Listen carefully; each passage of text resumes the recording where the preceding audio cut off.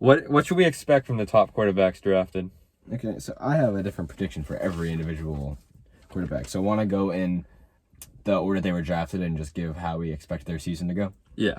Okay, so Trevor Lawrence, in my notes here, I have he's going to have a Justin Herbert type year, in a sense where he plays great, but the team sucks and can't support around him. And I also believe that Laviska Shenault is going to emerge as his favorite target, his favorite wide receiver target. I think he is going to pop. He is my biggest pop player on the Jaguars this year because you think he's still young. I think DJ Chark last year showed that DJ Chark is more like on the back end compared to him because they were clearly favoring Shenault over Chark towards the end of the year. I think Trevor Lawrence and Shenault are going to kind of get that. They're going to grow together is what I'm trying to say. So I think Trevor Lawrence is going to play great, but not really play to team success. I have to agree to that. I think he might struggle a little bit, actually. I don't think he's going to struggle as much as my next guy, but I think he's going to have his mistakes, especially with the team being less than talented, one of the lesser talented teams in the NFL. So obviously, I don't think everyone's just going to. I think a lot of people think he's going to come in here and maybe be flawless because you saw that in college, but no, he's going to struggle more than you think, and it might shock some people, but yeah, he's not as perfect as people say they are, and it's going to show the season when he has the less than talented Jaguars team. Yeah. All right, why don't you start us off with Zach Wilson now too? This is the guy I was talking about. I think he's going to struggle a lot. I think he's going to be really bad. I don't think he's going to be that great.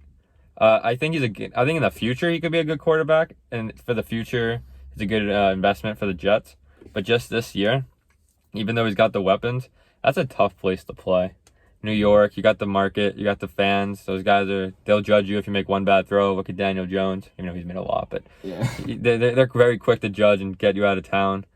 They have a bad O-line. They play in a tough division with great defenses, great coaches that will game plan well for you. It's going to be a struggle this year. Yeah. I actually think the Jets and the Giants are a little different in that way because I don't think Daniel Jones is being run out of town at all.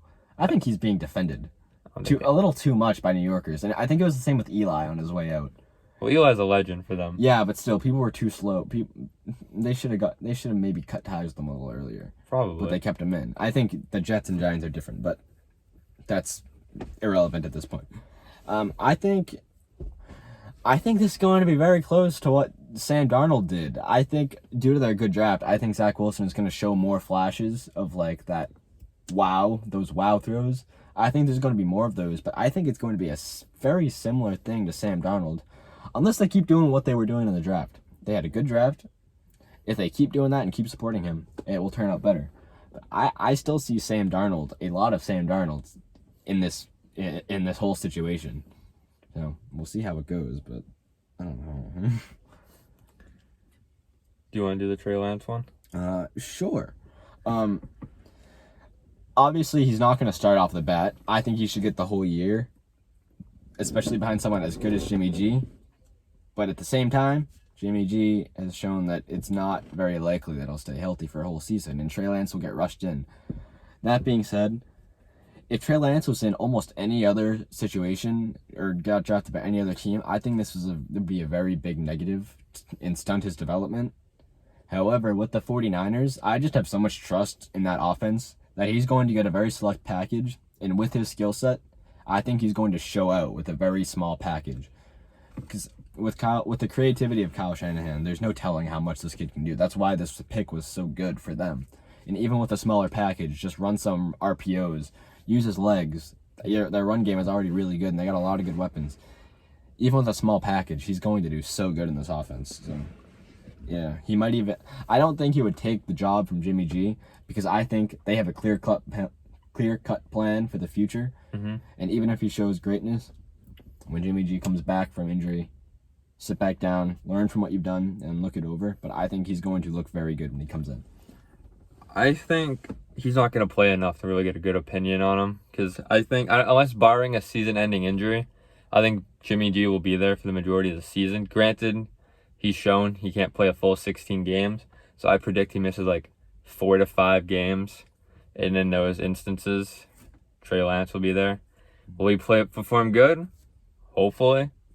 it'll be a tough situation just to get thrown into. Always is, but I don't think he'll struggle as much. I just don't think he'll get as much of an opportunity to flourish and show he's the right pick for the Niners. Okay, that's fair. Why don't you get us started on Justin Fields, who was the fourth taken? I think he's gonna have the best season out of all five quarterbacks. Frankly, I think he's a great passer. He's proved if you're reading into the articles that people are talking about him, he's a great leader. He prepares. He's always in the film room. He's the first one in, last one out. Everyone just talks about how much of a leader he is. He's mobile. Yeah, and their offense isn't bad. They just needed a quarterback that wasn't terrible. They have Allen Robinson, Darnell Mooney. Their entire offense, outside of Allen Robinson, it's like a track team. It's so fast. And obviously, Allen Robinson, the top 10 wide receiver, he is fantastic. They have David Montgomery, who's great. Terry Cohen. They have a decent enough to good O-line. And their defense is really good. So I think they have all the pieces around him to flourish, and he's going to be in the best situation to perform well this season. Yeah, I mean, I agree with you to an extent. I think the plan will be for Andy Dalton to start, but I think especially in a city like Chicago, who hasn't had a quarterback really in ever there. Yeah. I think there's going to be a lot of pressure, especially for a GM and coach that's on the hot seat, to put in Justin Fields. And I think with a below average O-line, despite having really good weapons, David Montgomery's good. I wouldn't call him great. I think their running game is good. They're average at best. I think he's going to struggle.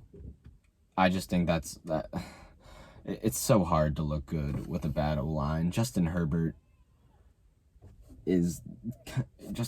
an exception. Joe Burrow, you could see that he was getting hit way too much, and even though he was performing well, you were just like, yeah, but that O-line. I see a very similar fate with Justin Fields here. I think he struggles. I think he shows a lot of good. I think they're going to win a lot of games if he starts. But it scares me. I think he'll struggle quite a bit, actually. And then we got our Mac Jones predictions. I frankly don't think he's going to play at all. I think Cam, he might play in games that Cam might struggle a bit, but I think Bill is going to have he's going to have a smaller leash than last year with Cam. I think Cam might have a fire lit under him after the picking of Mac Jones. And now that he's all the doubt and hate he got from last year, and the offense has surrounded him, so clearly Bill believes in him getting these weapons. So I think he's going to have a fire under him. You're not going to have the Aaron Rodgers MVP season because they drafted Jordan Love, but he's going to have a better season. It's going to keep Jones on the bench for at least a year. Cam's going to start, but if we had a quarterback that was this coveted by Belichick last year, Cam would have been out in half the games he played because he just didn't. He wasn't making the right plays, and so that's bound to happen at some point. And Mac will be fine. He'll be good. He won't be great. He won't be bad. He'll be good. I think his ceiling, his floor is so high. He can't be bad just based off his skill set and what they're gonna do with him there. He's good at making reads and being accurate with his throws, especially. And I think that's the perfect for this offense. I think he's not going to be bad. His ceiling is capped, and I don't think he's going to get better the more and more he plays, the more and more the offense he runs, the more control he has over the offense. I think eventually he could be really good, but that's not going to be this year. He's going to look fine this year. He's not going to look good. I mean, he's not going to look great. He's not going to look bad. He'll be fine. I think Cam Newton provides more upside for the offense this year, but instability. I think Mac would offer the stability, but without the super high ceiling, but also without the lower floor. So, we'll see. It all depends really on how much he plays. If he starts to play week 3, I think by the end of the season he could look really good because he picks up a lot of the offense and starts to gain the trust. But if he starts in week 11, week 12, there's just not enough time for the coaches to feel comfortable handing him over the offense in that time. Especially because I think they're going to be in the playoffs this year. Especially, are they going to feel confident of him starting a playoff game? I would over Cam. Well, it depends on when he starts. Yeah. If he starts week 11, are you going to feel confident in him? We'll see. And I have a bold prediction for the rookies. Some people might say Trevor Lawrence is one of the favorites to win Offensive Rookie of the Year. Kyle Pitts. Kyle Pitts is going to be your NFL Offensive Rookie of the Year. Locking it in. He's a stud, and he's going to surpass all the quarterbacks. He's going to be the first non-quarterback in however long it's been to win Offensive Rookie of the Year, and it's going to be amazing. It's hard for pass catchers, but in that offense, especially if Julio Jones is gone and he gets all those targets, yes. He's a beast. I think the truth is, if it wasn't a quarterback-driven award, I think an O-lineman should have gotten it basically like every year. Probably. I think because O-linemen have the best rookie seasons, technically. They transition the best. So I think if we're going just off of like who will have the best season as a rookie, it's going to be like Penei Sewell. Probably. But they don't get the award. So I don't know. I'll have to think about that before I make my predictions.